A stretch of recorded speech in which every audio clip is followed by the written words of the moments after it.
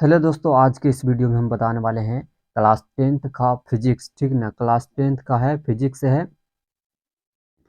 और फिजिक्स का चैप्टर कितना है दोस्तों? चैप्टर 4 है। और चैप्टर का नाम जो है विद्युत धारा के चुंबकीय प्रभाव। उसी के आज हम बहुत ही महत्वपूर्ण ऑब्जेक्टिव प्रश्न बताने वाले हैं। तो आप लोग वीडियो को अंत तक जरूर देखिएगा। तो यहाँ पर पहला प्रश्न है दोस्तों। पहला प्रश्न है विद्युत धारा के किस सिद्धांत पर कार्य करता है? तो विद्युत फ्यूज विद्युत धारा के ऊष्मीय सिद्धांत पर कार्य करता है। ऑप्शन नंबर ए यहाँ पर सही हो जाएगा। अगला प्रश्न देखते हैं। अगला प्रश्न है 1 किलोवाट घंटा किसके बराबर होता है? 1 किलोवाट घंटा जो है वो किसके बराबर होता है दोस्तों? तो इसका जो सही आंसर हो जाएगा 3.6 इंटू 10 के पावर 6 जूल के बराबर होता है। ठीक है ना, ऑप्शन नंबर सी यहाँ पर सही हो जाएगा। अगला प्रश्न देखते हैं। अगला प्रश्न है दोस्तों, विद्युत घंटी किस प्रभाव पर कार्य करती है? विद्युत घंटी जो है वो किस प्रभाव पर कार्य करती है? तो इसका जो सही आंसर हो जाएगा वो होगा चुंबकीय प्रभाव। ठीक ना, कौन सा प्रभाव हो जाएगा? चुंबकीय प्रभाव। अगला प्रश्न देखते हैं। अगला प्रश्न है लघु पथन के समय। ठीक ना, लघु पथन के समय परिपथ में विद्युत धारा का मान होता है, क्या होता है दोस्तों? तो विद्युत धारा का जो मान होता है बहुत अधिक बढ़ जाता है। ऑप्शन नंबर सी यहाँ पर सही हो जाएगा। अगला प्रश्न देखते हैं। अगला प्रश्न यहाँ है दोस्तों, डायनमो का सिद्धांत आधारित है, यानी डायनमो का जो सिद्धांत है वो किस पर आधारित है, यही हमें बताना है। ठीक ना, तो विद्युत चुंबकीय प्रेरण पर आधारित है। ऑप्शन नंबर ए यहाँ पर सही हो जाएगा। अगला प्रश्न देखते हैं दोस्तों। अगला प्रश्न है डायनमो से किस प्रकार की धारा प्राप्त होती है? तो डायनमो से दिष्ट धारा और प्रत्यावर्ती धारा दोनों, यानी एसी और डीसी दोनों करंट प्राप्त होती है। ठीक है ना, तो ऑप्शन नंबर सी यहाँ पर सही हो जाएगा 6 का। अगला प्रश्न देखते हैं। प्रश्न नंबर 7 है विद्युत बल्ब में कौन सी गैस भरी रहती है? तो विद्युत बल्ब में कौन सी गैस भरी रहती है? तो निष्क्रिय गैस। ठीक ना, निष्क्रिय गैस जिसे हम इनर्ट गैस भी कहते हैं। ऑप्शन नंबर सी यहाँ पर सही हो जाएगा। अगला प्रश्न है भारत में उत्पादित प्रत्यावर्ती विद्युत धारा की आवृत्ति होती है, कितना होता है? तो इसका आवृत्ति जो होता है वो 50 हर्ज होता है। ठीक ना, 50 हर्ज। ऑप्शन नंबर ए यहाँ पर सही हो जाएगा। अगला प्रश्न देखते हैं। अगला प्रश्न है हमारे देश में विद्युतमन्य तार एवं उदासीन तार के बीच कितना विभवांतर होता है? तो कितना विभवांतर होता है? 220 वोल्ट होता है। ठीक ना, कितना होता है? 220 वोल्ट। ऑप्शन नंबर सी यहाँ पर सही हो जाएगा।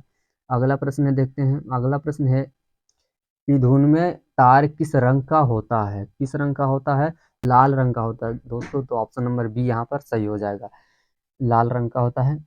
अगला प्रश्न है घरेलू विद्युत परिपथ में उदासीन तार का रंग होता है। तो उदासीन तार का रंग कैसा होता है?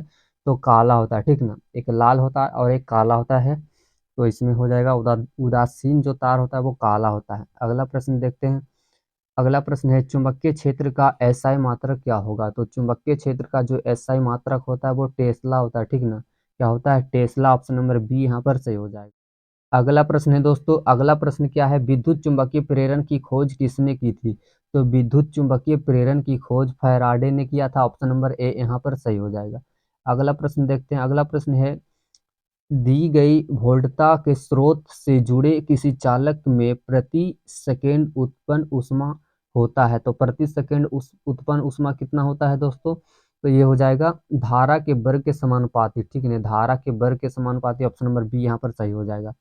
अगला प्रश्न है निम्नलिखित पदार्थों में कौन चुंबकीय पदार्थ नहीं है? कौन जो पदार्थ है वो चुंबकीय नहीं है? तो पीतल चुंबकीय नहीं है। ठीक ना।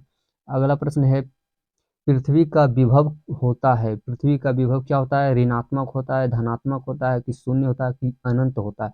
तो पृथ्वी का जो विभव होता है दोस्तों शून्य होता है। ठीक ना, ऑप्शन नंबर सी यहाँ पर सही हो जाएगा। अगला प्रश्न है चुंबकीय बल क्षेत्र का एसआई मात्रक क्या होगा? चुंबकीय बल क्षेत्र का एसआई मात्रक क्या हो जाएगा? तो इसका जो एसआई मात्रक होगा न्यूटन प्रति एम्पियर मीटर। ठीक ना, ऑप्शन नंबर डी यहाँ पर सही हो जाएगा। अगला प्रश्न देखते हैं। अगला प्रश्न है चुंबकीय क्षेत्र के प्रभाव में विद्युत धारा क्या होता है? क्या करता है? चुंबकीय क्षेत्र के प्रभाव में विद्युत धारा क्या हो जाता है? तो चालक पर बल उत्पन्न होता है। ठीक है ना, क्या होता है? चालक पर बल उत्पन्न हो जाता है। ऑप्शन नंबर सी यहाँ पर सही हो जाएगा। अगला प्रश्न देखते हैं। अगला प्रश्न है चुंबकीय पदार्थ चुंबक द्वारा धारावाही चालक पर लगाए गए बल की दिशा ज्ञात की जाती है। किससे ज्ञात की जाती है? तो फ्लेमिंग के वामहस्त नियम से, ठीक ना। फ्लेमिंग के वामहस्त नियम, ऑप्शन नंबर ए में यहाँ सही हो जाएगा। अगला प्रश्न देखते हैं। अगला प्रश्न है तो दोस्तों, विद्युत मोटर को चलाया जा सकता है, यानी विद्युत मोटर को चलाया जा सकता है, किस धारा पर चलाया जा सकता है? तो विद्युत मोटर को प्रत्यावर्ती और दिष्ट दोनों धाराओं पर चलाया जा सकता है, ठीक है ना। ऑप्शन नंबर सी यहाँ पर सही हो जाएगा। तो दोस्तों ये था हमारा लास्ट प्रश्न। आपको वीडियो पसंद आया होगा तो वीडियो को लाइक कीजिए, और चैनल पर नए हैं तो चैनल को सब्सक्राइब कीजिए। अगर आप इसका PDF पाना चाहते हैं तो कमेंट कर सकते हैं।